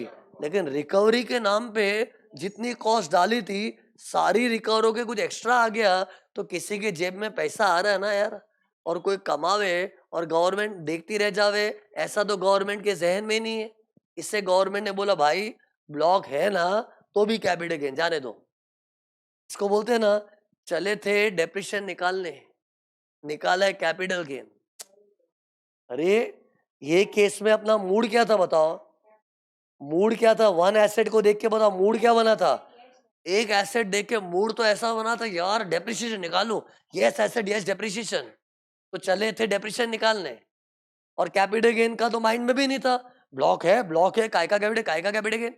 लेकिन बोलते हैं ना चले थे डेप्रिसिएशन निकालने, लेकिन निकाला है कैपिटल गेन। मतलब ये थोड़ा विचित्र केस है। बट एक बात बताओ, ये बहुत रेयरली होगा। क्यों रेयरली होगा बताओ? क्योंकि सी, पहले तो ब्लॉक में से, ये देख स्क्रीन पर देख, ऑल सोल्ड है कि सम सोल्ड? स्क्रीन, सम सोल्ड मतलब कुछ कुछ एसेट्स ही बेचे, और कुछ कुछ एसेट बेच के इतना पैसा आ गया कि अपना ब्लॉक का सारा कॉस्ट रिकवर हो गया, नेगेटिव हो गया। ये खुद रेयरली होता है। अरे ये सर डेप्रिसिएशन वाले एसेट है, घिसेले पीटेले एसेट, भंगार भाव में बिकते हैं। इतने सारे एसेट में से कुछ कुछ एसेट जाएंगे और इतना पैसा लेके आएंगे, सारा कॉस्ट रिकवर होके ज्यादा आ जाएगा। ये खुद रेयरली होता है। लेकिन जो भी है, कोई एग्जाम में तो आ सकता है ना, इसलिए बच्चों को ये केस भी डिस्कस करके पढ़ाना पड़ता है। बाकी मोस्टली क्या है, अगर ब्लॉक में से कुछ कुछ एसेट्स ही बेचे होंगे ना, कुछ कुछ मतलब ये देख क्या बोल रहा हूँ, सम सोल्ड, तो लास्ट में अच्छा तगड़ा आंसर बचेगा, डेप्रिसिएशन निकालने का माहौल भी बनेगा। लेकिन ये बहुत रेयरली होता है लास्ट वाला केस। तो इन शॉर्ट एक एक चीज का आंसर दो। इधर एसेट्स थे फिर भी डेप्रिसिएशन क्यों नहीं? क्योंकि डेप्रिसिएशन तो बहाना है एसेट की कॉस्ट को घटाना है, और ये इस केस में एसेट की सारी कॉस्ट रिकवर हो गई है। कॉस्ट 13 लाख थी, हाँ, और मिला कितना? 14 लाख। और सारा कॉस्ट रिकवर हो गया तो कॉस्ट बचा ही नहीं, तो डेप्रिसिएशन क्यों? कॉस्ट का डेप्रिसिएशन होता है क्योंकि deduction is for expenditure. Expenditure मतलब कुछ कॉस्ट रहना तो मांगता है, लेकिन कॉस्ट वापस आ गया तो देर इज नो डेप्रिसिएशन। और ये शॉर्ट टर्म कैपिटल गेन्स है क्योंकि कैपिटल गेन्स का इरादा तो नहीं था, लेकिन गवर्नमेंट लालची हो गई, क्या बोल के कि भाई तूने एक एसेट भी बेचा होगा ना, लेकिन उसको बेच के इतना भयंकर प्रोसीड्स आ गया कि तेरी सारी कॉस्ट रिकवर होके एक्स्ट्रा पैसा आ गया, तो एक्स्ट्रा पैसा देख के भाई हमको लालच आ गया, तो हम उसको टैक्स मारेंगे as short term capital gains. तो सी, ये लास्ट केस हो गया, तो इधर क्या लिखो बताओ? और इधर क्या लिखना चाहिए अगर सम सोल्ड में नेगेटिव हुआ तो? Short term capital gains, short term capital gains. Depreciation नहीं आएगा ना? अरे तो बस खत्म हो गया। तो सी, 4 केस थे, ये दोनों तो सेम ही है, खाली एक लॉस है, गेन है। अरे ब्रॉडली 2 ही केस है रे। ऑल में क्या पूरा कैपिटल गेन्स के मूड में होते हैं, और सम में डेप्रिसिएशन के मूड में होते हैं। लेकिन डेप्रिसिएशन भी कब निकलेगा? लास्ट में कुछ पॉजिटिव आंसर आएगा तो ना। अगर ब्लॉक ही नेगेटिव हो गया तो नेगेटिव अमाउंट पे डेप्रिसिएशन थोड़ी निकाल सकते। अरे 4 केस रेडी हो गए। अभी भी मैंने क्या नहीं बताया? इसको शॉर्ट टर्म क्यों बोलते हैं? इसको शॉर्ट टर्म क्यों बोलते हैं? एक बात सुनो मेरी, जब मैं स्टूडेंट को ये बोलता हूँ ना कि एक लेवल पे जब थक जाते उस वक्त छोड़ दोगे तो कैपेसिटी कैसे बढ़ेगा, तो स्टूडेंट का डाउट क्या आता है? सर ये सब बोलने में सिंपल लगता है, लेकिन थकने के बाद भेजे में जाना तो चाहिए ना।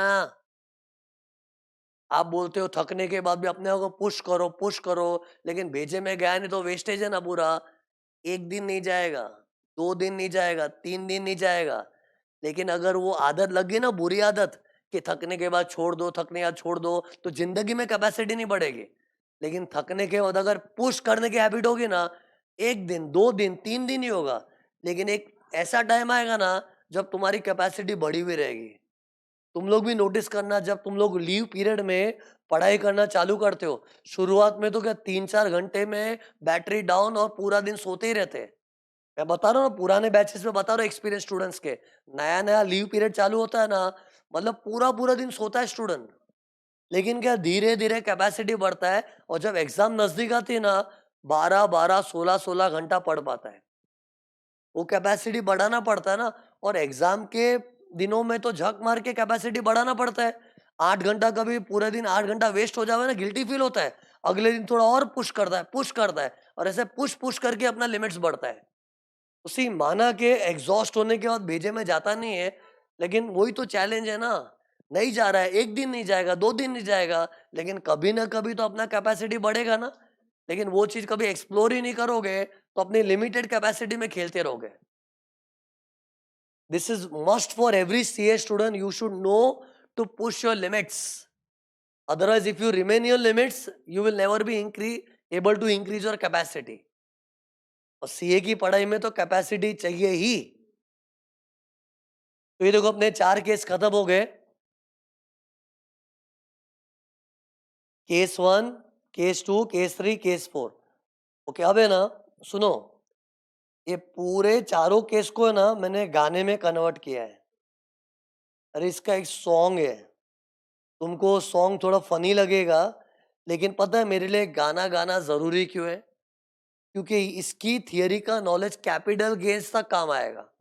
और जब कैपिटल गेन्स में तुम लोग को ये सब कॉन्सेप्ट याद दिलाऊंगा ना, तुम लोगों ने गाने से इसको याद किया रहेगा ना, तो उसकी मेमोरीज ताजा रहेगी।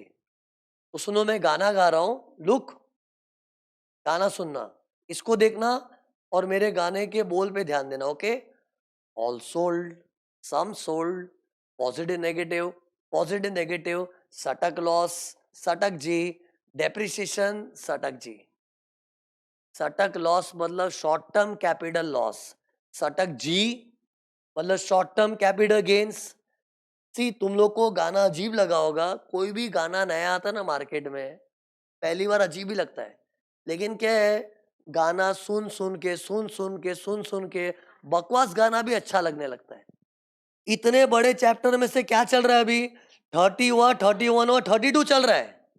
और 32 में भी ये देख, 10 चीज होती है, उसमें मैं 7वीं चीज के अंदर हूं। उसके अंदर भी ब्लॉक और इंडिविजुअल के 4 और 3 केस होते हैं ना। मैंने क्या डन कर दिया? ब्लॉक ऑफ एसेट सिस्टम के 4 केसेस डन। सी 4 केस से मतलब इनडायरेक्टली क्या बोलना चाहिए, एग्जाम में बच्चे 4 टाइप के सम एक्सपीरियंस कर सकते हैं और ये चारों केस पता रहेगा ना तो ट्रस्ट मी, इन लोग सम में जो डालना है डाले, अपना दिमाग चलेगा। ऑल सोल्ड तो सिंपल है, ऑल सोल्ड मतलब नो एसेट। लेकिन एक बात बताऊं, सुनो, ये सब के लिए पता है एक चीज बहुत ज्यादा जरूरी क्या है सम्स में, ये देखो, अपने को है ना ये नंबर कॉलम बनाना ही पड़ेगा। ये तुम लोग नोटिस करना, क्यों? कि नंबर से तो मालूम पड़ते, तो नंबर में जीरो हो गया तो क्या बोलते हैं, zero, no asset no depreciation, all sold. और नंबर में ये देख, एक एसेट दिखाता है, देखो एक एसेट है ना, तो हमने क्या, एक एसेट है, यस एसेट डेस डेप्रिसिएशन, तो सम सोल्ड है। इससे नंबर कॉलम बनाना चाहिए, जबकि नंबर कॉलम का कोई इंपॉर्टेंस नहीं है कि वो पूरे ब्लॉक को हम लोग एक ही चीज मानते हैं ना।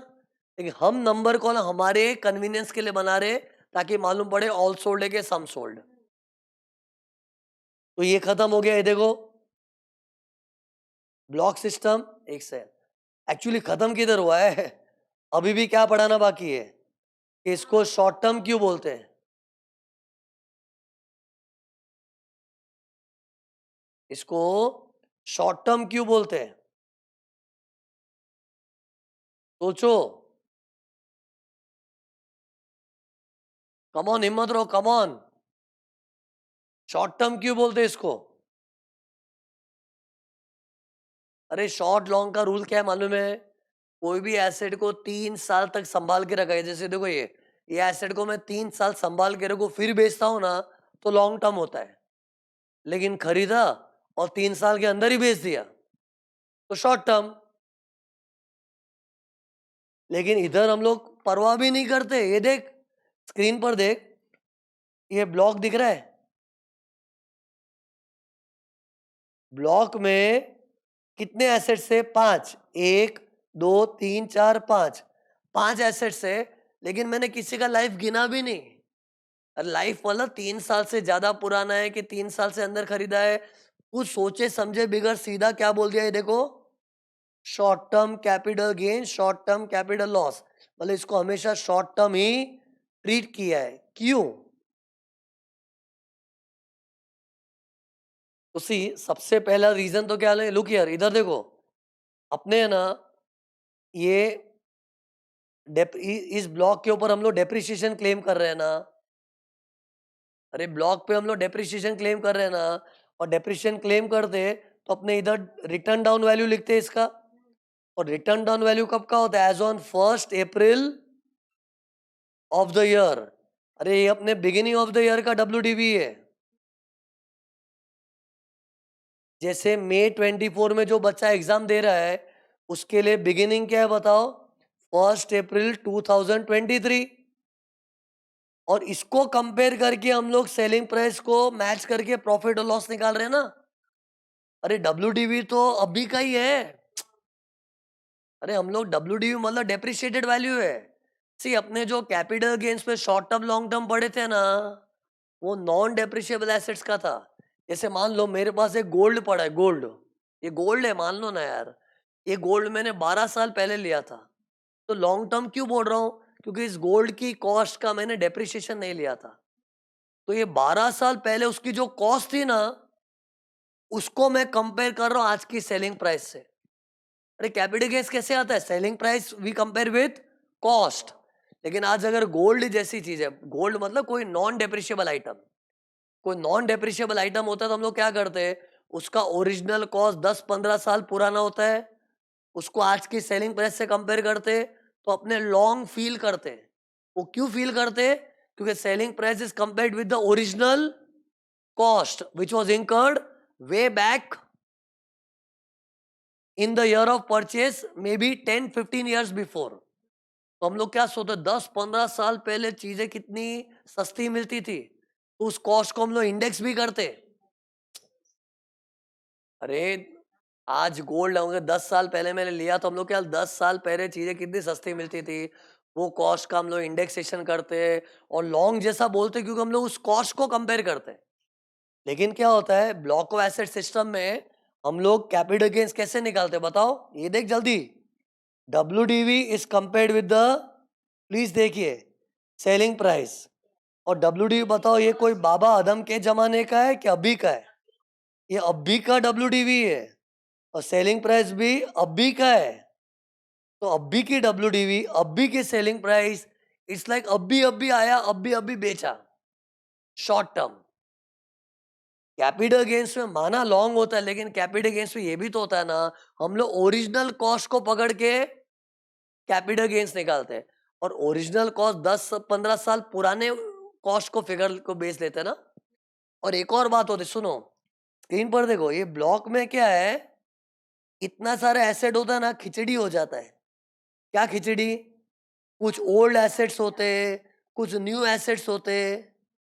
अरे तो ब्लॉक का अस्तित्व डिफाइन नहीं हो सकता है। अरे ब्लॉक में जूने जूने एसेट को देख के पुराना लॉन्ग फील आता है, और ब्लॉक में नए नए एसेट्स को देख के लगता है अरे ये लोग तो अभी अभी आए थे, बिक भी गए।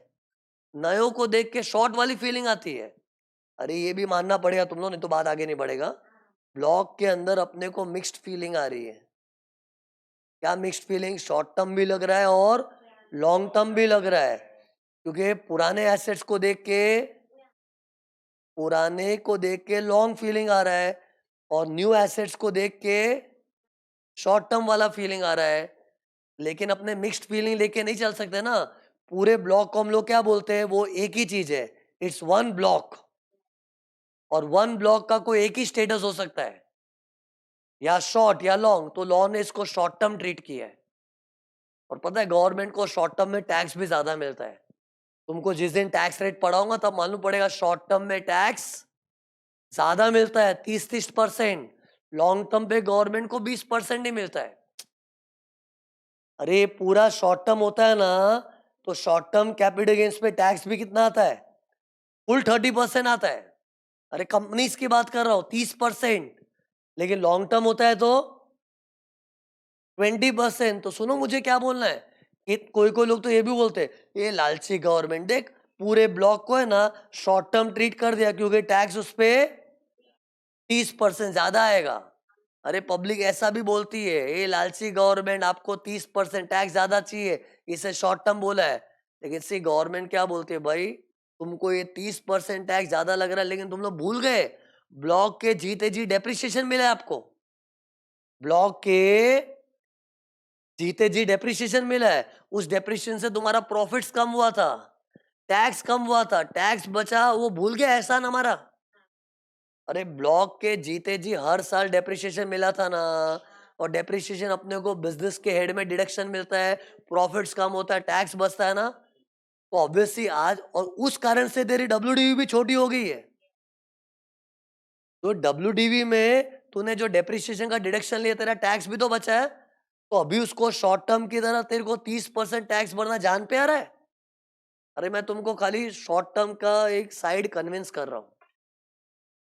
मेरा फर्ज क्या बनता है, मैं लॉन्ग शॉर्ट के बीच में शॉर्ट कन्विंस करना पड़ता था। सबसे पहला कन्विंसिंग पॉइंट तो क्या है, हम लोग इधर WDV और सेल प्राइस कंपेयर कर रहे हैं, और WDV ओपनिंग है, अपने करंट ईयर का ही है, अभी का। और सेल प्राइस भी अभी का है, ये भी अभी का, ये भी अभी का। तो सब करंट ईयर का ही मानना चाहिए, ऐसे ही एसेट आया और बेच दिया है।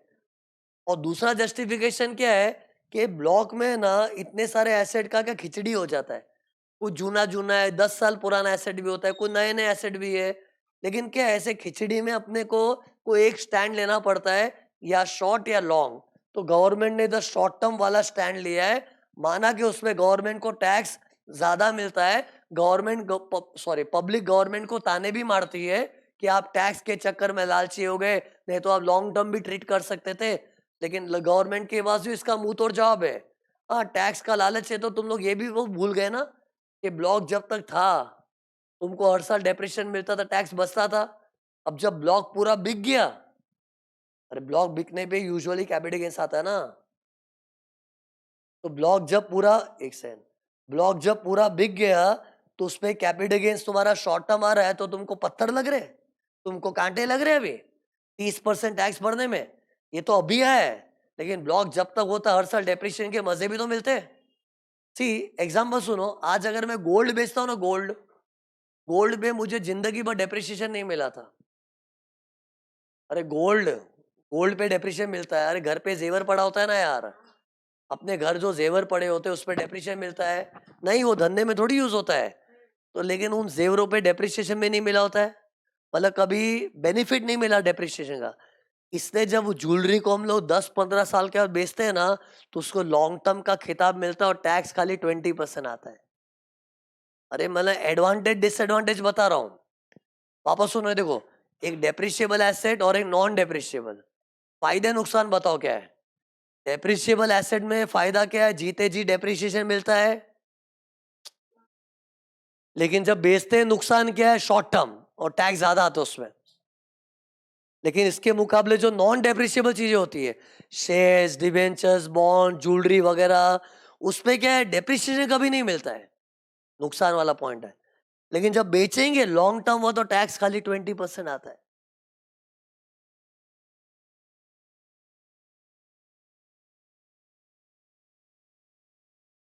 इन शॉर्ट सुनो, मैं ये नहीं बोल रहा हूं कि कौन सा ज्यादा बेनिफिशियल है। हम क्या डिस्कस कर रहे हैं, किसी में कुछ फायदा है तो कुछ नुकसान है, वो वाली बात हो रही है। अपने को ये नहीं देखना है कि which is much better. Point is, किसी में कुछ फायदा है तो नुकसान है। तो सी, ब्लॉक और एसेट सिस्टम का फायदा क्या है। अरे ब्लॉक में जो इतने, पर ब्लॉक किसका बनता है, डेप्रिशिएबल एसेट्स का, मशीनरी वगैरह, प्लांट एंड मशीनरी। तो उसमें डेप्रिशिएशन मिलता है, कितना मजा आता है, क्योंकि धंधे में यूज हो रहा है ना, तो हर साल डेप्रिशिएशन मिलता है। अरे डेप्रिशिएशन से क्या होता है, प्रॉफिट कम, टैक्स बचता है ना। लेकिन नुकसान क्या है, जब वो ब्लॉक पूरा बेच के प्रॉफिट और लॉस आता है ना, पूरा शॉर्ट टर्म की तरह टैक्स मारते हैं, उस पर टैक्स भारी पड़ता है 30%। माना कि टैक्स भारी पड़ता है, लेकिन जीते जी डेप्रिसिएशन मिलता है, वो एक सुकून वाला फायदा है। सी सी फायदे नुकसान से कैलकुलेशन इधर करके मत देखो। सी कोई कोई लोग को लगता है सर डब्ल्यू तो वैसे भी छोटी हो जाती है ना, डब्ल्यू छोटी हो जाती है ना, तो वैसे ही प्रॉफिट। लेकिन सी, तुम लोग बोलो डब्ल्यू छोटी, लेकिन ये डेप्रिशिएबल एसेट को बेच के मिलता भी रद्दी प्राइस है। सी कोई कोई लोग को डाउट आया इधर, कि डेप्रिशिएबल एसेट है, डब्ल्यू बहुत छोटा हो जाता है, फिर ये छोटे अमाउंट को कंपेयर करेंगे ना इससे, तो कैपिटल गेन भी बड़ा आता है। अरे छोटा हो गया ना, लेकिन सी वो छोटा क्यों हो रहा है, क्योंकि डेप्रिशिएट हो रहा है ना। तो जो चीज डेप्रिशिएट होती है उसको बेचने पे भाव भी बहुत नेग्लिजिबल मिलता है। ये डेप्रिशिएबल एसेट का डब्ल्यू बहुत छोटा छोटा होता है, मानते हैं, लेकिन क्यों वो हकीकत में उसका वैल्यू भी उतर जाता है, तो बेचने पे प्राइस भी तो कम मिलता है ना। तो डब्ल्यू भले छोटी होती है, लेकिन सेलिंग प्राइस भी तो कम हो जाती है ना। एनीवेज, तुम लोग वो हिसाब मत लगाओ। मेरा क्या कहना था उन्हें, मैं डेप्रिशिएबल एसेट और नॉन डेप्रिशिएबल एसेट में डिस्टिंक्शन बता रहा था। बताओ क्या है। एक तरफ मशीन वशीन धंधे का, और एक तरफ सोना चांदी शेयर्स डिवेंचर्स। बताओ क्या फर्क है। मशीनें वशीनें जो होती है उस पे ब्लॉक सिस्टम में डेप्रिशिएशन मिलता है, और फील करो अच्छी बात है, वाओ डेप्रिशिएशन, हर साल में प्रॉफिट्स कम होता है, टैक्स कम हो जाता है।